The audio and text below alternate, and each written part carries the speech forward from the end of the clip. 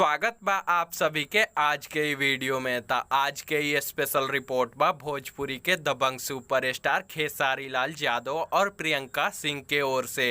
आप सभी के बता दी कि भोजपुरी के दबंग सुपरस्टार खेसारी लाल यादव और प्रियंका सिंह के आप सभी के बीच में बहुत ही शानदार और ज़बरदस्त बोलबम के गाना रिलीज भइल रहे, जौना गाना के नाम रहे खेसारी जल ढारेगा वतन के लिए।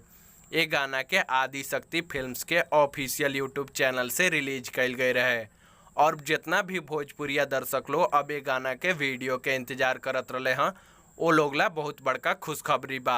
आप सभी के बता दी कि ये गाना के वीडियो आदि शक्ति फिल्म्स के ऑफिशियल यूट्यूब चैनल पर रिलीज कर देहल गईल बा। वीडियो गाना रिलीज होते ही काफ़ी ज़्यादा वायरल भी हो गईल बा। ये वीडियो गाना के भोजपुरिया दर्शक लोग खूब ज़्यादा पसंद कर रहल बा और ये वीडियो गाना के हमरा न्यूज बनावे तक यानी 2 घंटा में करीब 2.25 लाख यानी 2,75,000 से ज़्यादा बार देखल जा चुकल बा।